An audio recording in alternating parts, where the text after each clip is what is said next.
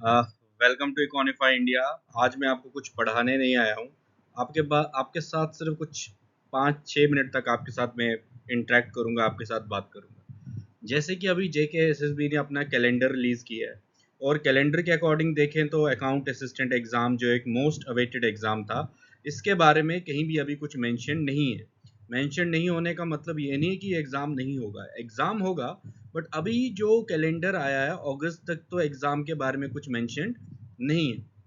तो अब यहाँ पर क्या होता है, यही वो पॉइंट होता है जहाँ पे हमारा मोटिवेशन लेवल एकदम ड्रॉप होता है। क्या होता है? मोटिवेशन लेवल एकदम ड्रॉप, क्योंकि हमारी जो एक्सपेक्टेशंस हैं और जिस तरह से हम प्रिपरेशन कर रहे हैं, दोनों के बीच में एक गैप आ जाता है। क्या आ जाता है? गैप। किसके बीच में? हमारी एक्सपेक्टेशंस के बीच में और जो रियलिटी का आउटकम है, जो आउटकम हो रहा है रियलिटी का। ठीक है, देखिए, एक बहुत ही अच्छा कंसेप्ट है, आज मैं आपसे बात करूंगा। उसे कहा जाता है लोकस ऑफ कंट्रोल। क्या कहा जाता है? Locus of control. अब ये लोकस ऑफ कंट्रोल का क्या मतलब है, ध्यान से समझिए। एक आपका होता है इंटरनल लोकस, एक होता है एक्सटर्नल लोकस। ठीक है, इंटरनल एंड एक्सटर्नल। अब इंटरनल का मतलब है, आप ऐसा समझिए, आपका एग्जाम था, आपने तैयारी की, और जैसे ही आप एग्जाम सेंटर पहुंचे, आपका पेपर अच्छा नहीं हुआ। पेपर आपका अच्छा नहीं हुआ। जैसे परसों यूपीएससी का एग्जाम हुआ, बहुत बच्चों ने मेहनत की, कई बच्चों का पेपर नहीं अच्छा हुआ होगा। ठीक है, अब वो बच्चे घर आए तो उन्होंने कहा कि चलो, आज का दिन खराब था तो मेरे को और मेहनत करनी पड़ेगी, हो सकता है मेरी प्रिपरेशन में कोई गैप्स थे, कुछ कमियां थी। तो उस बंदे ने क्या किया, वो simply internal locus of control को फॉलो कर रहा है। किसे? इंटरनल। तो एक इंडिविजुअल जो है वो किसे फॉलो कर रहा है? इंटरनल। इंटरनल का मतलब है कि मैं अपने में इंट्रोस्पेक्ट कर रहा हूं कि मेरे में क्या कमियां हैं, मैं कहाँ लैग कर रहा हूं। ठीक है। Second, external. आप सुबह गए, एग्जाम दिया, अच्छा नहीं हुआ, घर आए और सबसे लड़ने लग पे कि आपकी वजह से अच्छा नहीं हुआ, सुबह आप मेरे पे इस तरह बोले, आप हमेशा ही मेरे को डिमोटिवेट करते हो, ये सब करते हो। तो जब आप अपने फेलियर्स के लिए दूसरों को रिस्पॉन्सिबल ठहराएं, उसे कहा जाता है एक्सटर्नल लोकस। क्या कहा जाता है? External locus. अब देखिए, ये सिर्फ माइंडसेट की बात है। किसकी बात है? माइंडसेट की। इंटरनल लोकस वाले में और एक्सटर्नल लोकल लोकस वाले में सिर्फ डिफरेंस है किसका? टेम्परामेंट का। किसका? टेम्परामेंट का। उसने जो कंडीशंस है उनसे वो लड़ेगा, इंट्रोस्पेक्ट करेगा, और एक्सटर्नल वाला हमेशा दूसरों को ही ब्लेम करेगा अपने फेलियर के लिए। ठीक है, तो यहां पे अब आप बोलोगे कि JKSSB ऐसा कर रहा है, एग्जाम कैलेंडर रिलीज नहीं कर रहा, हम तैयारी करके बैठे हैं। ठीक है, तो आप एक्सटर्नल लोकस पे जा रहे हो। लेकिन आप ऐसा बोलोगे कि चलो पॉजिटिव वे में लेते हैं, कि आपने कहा कि क्या पता मेरे में कुछ अभी भी कुछ गैप्स हों, किसी टॉपिक में, किसी सब्जेक्ट में मेरे में कुछ गैप्स हों, तो शायद ये मेरे पास एक अच्छा अपॉर्चुनिटी है कि मैं उन गैप को पूरा कर पाऊं। अगर आपने देखा होगा, जैसे ही JKSSB ने अपना न्यू पैटर्न जिस तरह से बनाया है, तो आप कभी भी 100% वैसे पेपर के लिए प्रिपेयर नहीं हो सकते। पहली बात, ऐसे पेपर के लिए कोई 100% प्रिपेयर नहीं हो सकता। ठीक है, तो there will be some gaps, except that. ठीक है, तो अब ये जो आपके पास टाइम है, जो विंडो है, इसे अच्छे से यूटिलाइज करो। इकोनॉमिक्स में पढ़ते हैं ना, यूटिलाइजेशन ऑफ रिसोर्सेज। तो आपको अब यूटिलाइजेशन ऑफ टाइम करना है। क्या करना है? Utilisation of time. इसके बाद मैं आपको कुछ दिखाता हूं, बहुत ही इंटरेस्टिंग है। ठीक है, अब देखिए, ये एक सोल्जर है जो हमारे देश की सीमा को प्रोटेक्ट करते हैं इन्फिल्ट्रेशन से और दूसरे अपने एनिमी नेशन से। ठीक है, अब ये जो सोल्जर है, ये 24/7 अगर यहाँ पे ड्यूटी कर रहा है, गार्ड कर रहा है, हमें बचा रहा है। ठीक है, ये अब इसलिए नहीं कि अभी बॉर्डर पे शांति है। ठीक है, बॉर्डर पे वो गार्ड कर रहा है तो शांति है, इसलिए क्योंकि ये हमेशा जंग के लिए तैयार है। देखिए, माइंडसेट की बात है, he is always prepared for the war. He is always prepared for the war. अब आप बोलोगे कि सोल्जर और स्टूडेंट में क्या सिमिलैरिटीज है? देखिए, सोल्जर जो है, सोल्जर हमेशा ही वॉर के लिए रेडी है, तभी वो सोल्जर है।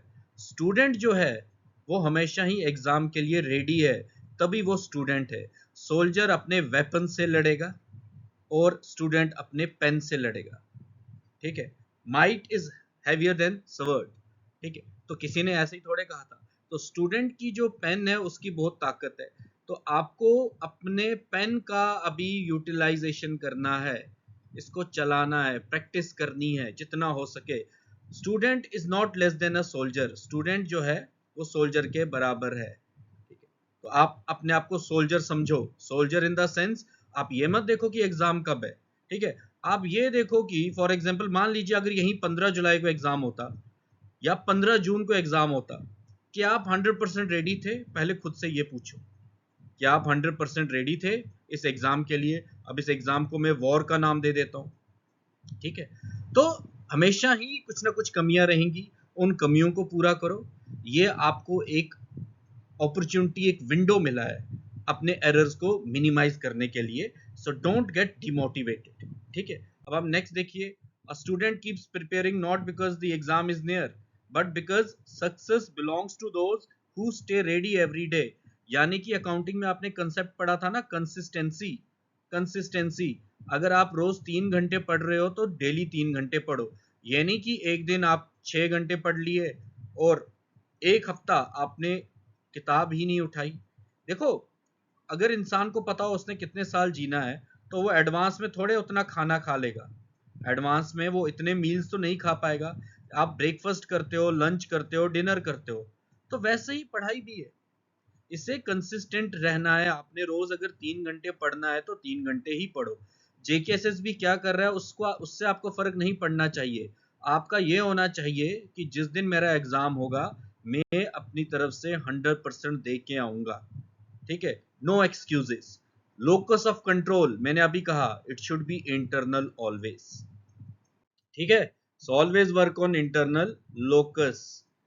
प्रिपेयर, खुश रहो, ठीक है। अपनी डाइट अच्छी रखो, फाइबर खाया करो, फ्रूट्स खाया करो, अवॉइड प्रोसेस्ड फूड।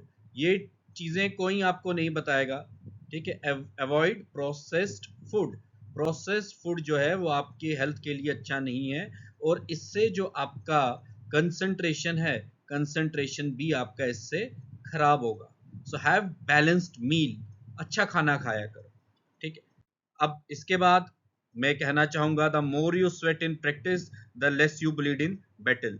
आज आप जितने एमसीक्यूज प्रैक्टिस करोगे, क्वालिटी एमसीक्यूज जितने ही ज्यादा प्रैक्टिस करोगे, एग्जाम वाले दिन आप उन एमसीक्यूज के साथ क्या होंगे, फेमिलियर। क्या होंगे, फेमिलियर। तो आपके सामने कुछ सरप्राइज एलिमेंट रहेगा ही नहीं। तो आपको क्या करना है, ज्यादा से ज्यादा एमसीक्यू प्रैक्टिस करने हैं, ठीक है। ताकि जो एक एग्जामिनर का एलिमेंट ऑफ सरप्राइज होता है, क्या होता है, एलिमेंट ऑफ सरप्राइज, उस एलिमेंट ऑफ सरप्राइज को आपने इलेमिनेट करना है। एलिमेंट ऑफ सरप्राइज को आपने इलेमिनेट का मतलब यह हुआ कि एग्जामिनर ने कुछ इस तरह का क्वेश्चन बनाया जो आपने कभी देखा ही नहीं था, लेकिन आपने इतनी प्रैक्टिस की थी, आप समझ गए उस पैटर्न को, ठीक है। तो एग्जामिनर को भी लगना चाहिए किससे पाला पड़ गया इस बार। तो ऐसे स्टूडेंट्स बनो, ठीक है। बी हैप्पी, मोटिवेट रखो। और बाकी हम यहाँ पे हैं इकोनिफाई इंडिया में। इकोनिफाई इंडिया में हम आपको जो जो भी बेस्ट एमसीक्यूज हैं हम आपके लिए लेके आ रहे हैं, ठीक है। बेस्ट एमसीक्यूज आपको प्रोवाइड कर रहे हैं। खुश रहो, एमसीक्यू प्रैक्टिस करो और वेट करो। सक्सेस अब दूर नहीं है, सक्सेस इज नॉट फार, ठीक है। You will be selected, we are with you, ठीक है। ये मेरा एक छोटा सा मैसेज था, प्लीज खुश रहिए।